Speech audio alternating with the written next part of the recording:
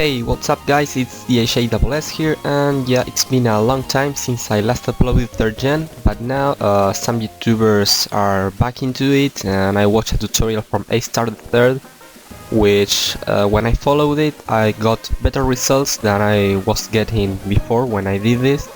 So I thought that I should give it a try again. So here we are, and I made this team that I'm going to show, which is based around the defensive synergy between Selby and my low tick. They really complement each other very well. And then I have Swampert to complete my defensive mons, which is a pseudo Hazer. And then as my main offensive Pokemons, I have Metagross with the agility and the choice banded Aerodactyl. And then, well, I have Gengar because, you know, Gengar is cool and I want to have it on my team. So yeah, this battle was against YouTuber MapCRimSoNCobRa117. He's really well known.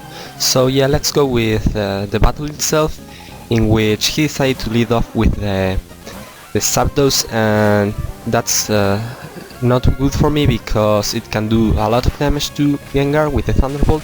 So in the first turn I'm going to retreat to my Celebi, which takes the hit really well.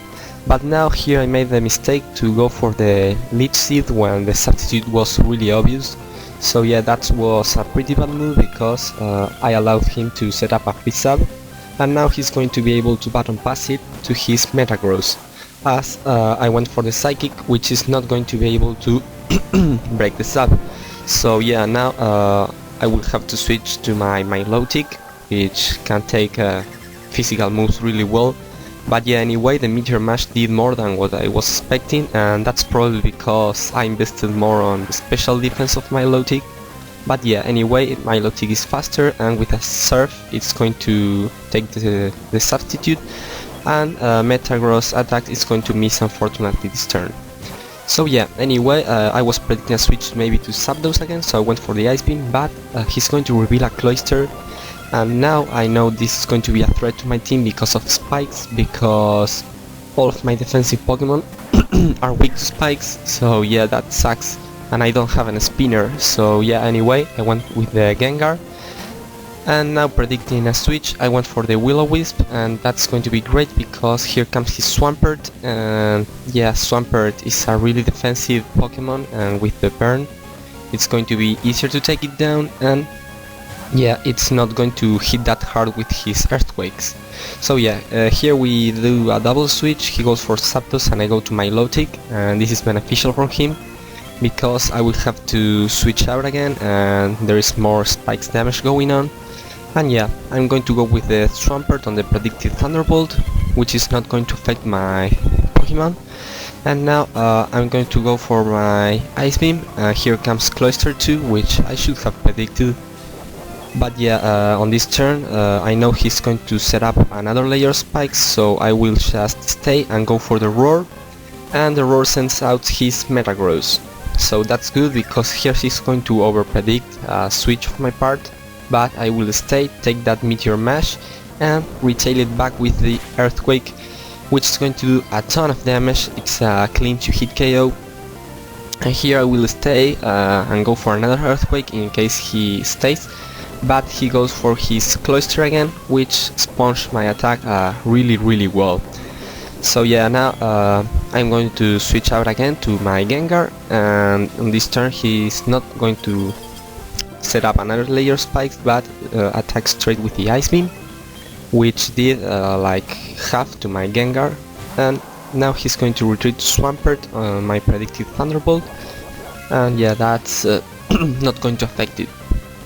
So yeah, now I'm predicting an attack, maybe an Hydro Pump, an Ice Beam. So I went for the Destiny Bond, but he decided to roar me out. Here comes my Metagross, and knowing that his Burned and his Earthquake are not going to do that much, I'm just going to attack with the Meteor Mash, and he goes for his Zapdos this turn, which takes the attack pretty good. It did like 25% or so. So I'm going to switch out to my Celebi, as he set up substitute again. So yeah, now he's going to button pass again to Metagross, and yeah, my Psychic is not going to be able to break this up, but I'm thinking that with a second attack I can break it, so I will stay and attack, but that's not going to be enough as you're seeing here. But yeah, anyway, I decided to go for the boom this turn. Maybe because he knows that Celebi is the only thing that can handle his Zapdos well. So yeah, he just exploded and there's one poke out from each side.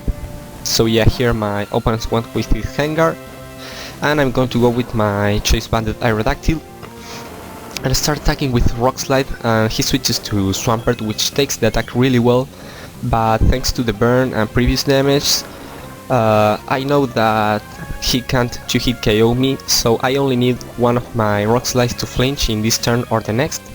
And I got the flinch on the first turn, which is great, and now I know that if my Rock Slide don't miss, I can take it before his Ice Beam destroy my Aerodactyl. So yeah, luckily all my Rock Slides are hitting, so that's another Pokemon down, and that's great because Swampert has really good defense and walls most of my team. So yeah, he's going to reveal he has a Sceptile, so I'm going to switch to preserve Aerodactyl for later. And well, here comes my Metagross, which takes the Leaf Blade really well.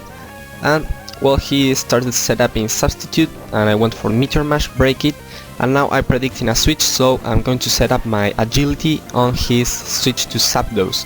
And here I was thinking to go for Explosion, but then I thought that it's going to be too obvious and he was going to go with the Gengar. So I finally decided to go with the Meteor Mash, but he nicely predicted me and stayed, and it's going to take my Metagross down with a Thunderbolt. So yeah, here comes my Gengar, and I'm just hoping to take it down with a Thunderbolt, but I don't know why he decided to switch out. Maybe he was thinking I had an Ice Punch, and my Thunderbolt is going to easily take that Cloyster, which has really pitiful special defense. And here comes Zapdos again, which now it's going to have one more turn of leftover recovery, and on that range I can take it down. But here I get a critical hit really luckily, and that's going to be, well, that's going to matter. So yeah, here comes his Sceptile, and as he accepts the Substitute, I'm going to go for the Destiny Bond. So I know that on this turn he's not going to do an attack, so I can freely go with my Focus Punch as he Leech Seeds me. So yeah, now I take his Substitute down, and well, I know the only thing that on my team that can handle the Sceptile is my Aerodactyl, but only if I can send out Aerodactyl without Sceptile having a Substitute. So now my work is going to be to destroy his Substitute and let something die with the Sceptile open. So yeah, that's going to be really hard work. But yeah, anyway, I went for the Milotic and started going for Ice Beams as he Leech Seeds me. And now he's going to retreat the Sceptile to send out his Gengar. And Gengar takes the Ice Beam pretty well, and with the Lefty's recovery and also the recovery from Leech Seed, it's going to handle my Milotic really well.